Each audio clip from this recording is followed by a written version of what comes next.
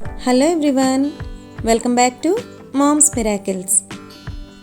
ఈరోజు వీడియోలో ఎప్పుడు తినే రెగ్యులర్ బిర్యానీలా కాకుండా కొద్దిగా స్పైసీగా, కొంచెం డిఫరెంట్గా, చాలా టేస్టీగా ఉండే తమిళనాడు స్పెషల్ ఆంబూర్ బిర్యానీని ఎలా చేయాలో చూద్దామా.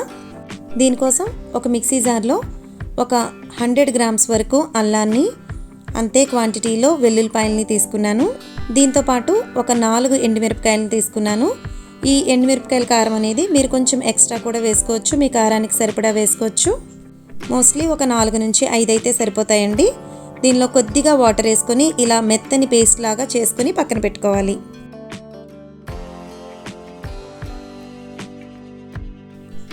ఒక బౌల్లో, ఇది బాస్మతి రైస్తో చేసే బిర్యానీ కాదండి, జనరల్గా మనం రెగ్యులర్గా ఇంట్లో యూస్ చేసుకునే సాంబా మసూరి బియ్యంతో ఈ బిర్యానీని చేస్తారనమాట.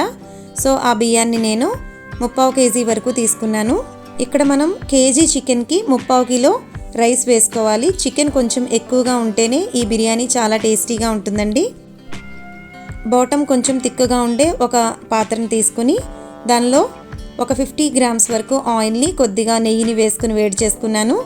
దీనిలోనే హోల్ గరం మసాలాని వేసుకుంటున్నాను. చూస్తున్నారు కదా, లవంగాలు, యాలకులు, దాల్చిన చెక్క, అనాస పువ్వు, వీటన్నిటిని కూడా వేసుకున్నాను. దీంతోపాటు కొద్దిగా బిర్యానీ ఆకును కూడా వేసుకోవాలి. సో వీటన్నిటిని కూడా కొద్దిగా మనం ఫ్రై చేసుకొని దీనిలో ఒక 1/2 టీ స్పూన్ వరకు షాజీరాన్ కూడా వేసుకొని కొద్దిగా లైట్గా ఫ్రై చేసుకుంటున్నాను. దీనిలో ఒక 2 మీడియం సైజులో ఉండే ఆనియన్స్ని ఈ విధంగా సన్నగా పొడుగ్గా కట్ చేసుకుని వేసుకోవాలి. ఇవి కొంచెం త్వరగా వేగడం కోసం కొద్దిగా సాల్ట్ని వేసుకొని వేయించుకుంటున్నాను. ఆనియన్స్ బాగా కలర్ మారేంత వరకు ఫ్రై చేసుకోవాలి. చూస్తున్నారు కదా, ఆనియన్స్ అనేవి బాగా కలర్ చేంజ్ అయ్యాయి కదండి. ఈ స్టేజ్ వరకు మనం బాగా ఫ్రై చేసుకోవాలి. దీనిలోనికి సన్నగా పొడుగ్గా కట్ చేసుకున్న ఒక 3 పచ్చిమిరపకాయలను వేసుకుంటున్నాను. దీనిలోనే మీడియం సైజులో ఉండే ఒక 2 టమాటాలని సన్నగా కట్ చేసుకొని వేసుకోవాలి. వీటిని 1 నిమిషం పాటు ఈ విధంగా ఫ్రై చేసుకుని టమాటాలు కొద్దిగా మగ్గేంత వరకు మూత పెట్టుకోవాలి. ఒక 2-3 నిమిషాల్లో టమాటాలు మెత్తగా అయిపోతాయి కదండి. వీటిని ఒక్కసారి ఇలా గరిటతో స్మాష్ చేసుకోవాలి. ఇప్పుడు దీనిలోనికి మనం ముందుగా ప్రిపేర్ చేసుకున్న ఈ అల్లం వెల్లుల్లి ఎండుమిరపకాయల పేస్ట్ ఉంది కదా, దాన్ని వేసుకుంటున్నాను. ఇలా ఈ పేస్ట్ని వేసుకుని ఒకసారి బాగా కలుపుకున్న తర్వాత మూత పెట్టుకొని కొద్ది నిమిషాల పాటు, అంటే ఒక 1 to 2 మినిట్స్ పాటు దాన్ని మగ్గనివ్వాలి. ఇలా కొంచెం ఆయిల్ తేలుతూ ఉంటుంది కదండి, అంటే ఆయిల్ సపరేట్ అయ్యేంత వరకు ఈ మసాలాని, అంటే పచ్చివాసన పోయేంత వరకు ఫ్రై చేసుకోవాలన్నమాట. ఇలా మసాలా అంతా కొద్దిగా వేగిన తర్వాత దీనిలోనికి సన్నగా కట్ చేసుకున్న కొత్తిమీరను, కొద్దిగా పుదీనాను కూడా యాడ్ చేసుకోవాలి. వీటిని ఒకసారి బాగా వేయించుకొని దీనిలోనికి 1 కప్పు వరకు చిక్కగా ఉండే పెరుగును వేసుకుంటున్నాను. పెరుగు మరీ పుల్లగా ఉండకూడదండి, కొంచెం ఫ్రెష్ పెరుగు అయితే చాలా బాగుంటుంది. దీనిలోనికి మనం వాష్ చేసి పెట్టుకున్న చికెన్ని 1 కిలో వరకు వేసుకుంటున్నాను.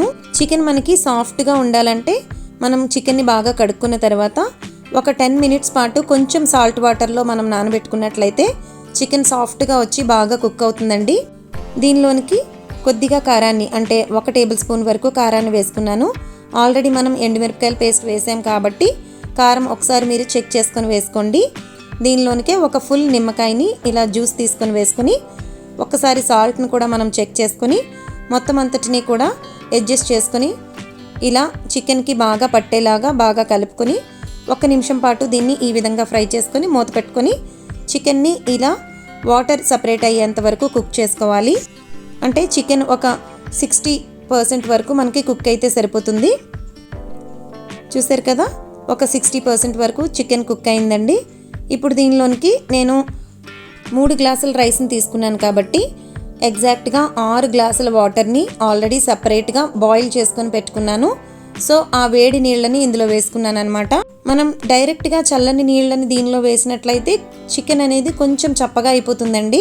సో సపరేట్గా మనం వేడి నీళ్ళని మరిగించుకొని దాన్ని ఈ చికెన్కి యాడ్ చేసుకోవాలి. వాటర్ వేసుకున్న తర్వాత ఇలా బబుల్స్ వచ్చేంత వరకు బాగా మరిగించుకొని దీనిలోనికి మనం నానబెట్టుకున్న రైస్ని వేసుకోవాలి. ఈ రైస్ అంతటిని వేసుకుని ఒకసారి మొత్తం అంతటిని కలుపుకున్న తర్వాత మరొకసారి మీరు సాల్ట్ని ఈ స్టేజ్లోనే చెక్ చేసుకోవచ్చు. సో అన్ని మసాలాలని ఇలా బ్యాలెన్స్ చేసుకుని ఇలా ఒకసారి మొత్తం అంతటిని కలుపుకొని పైన కొద్దిగా కొత్తిమీరను పుదీనాని వేసుకొని మూత పెట్టుకొని లో ఫ్లేమ్లో ఒక 15 to 20 మినిట్స్ వరకు దీన్ని కుక్ చేసుకోవాలి.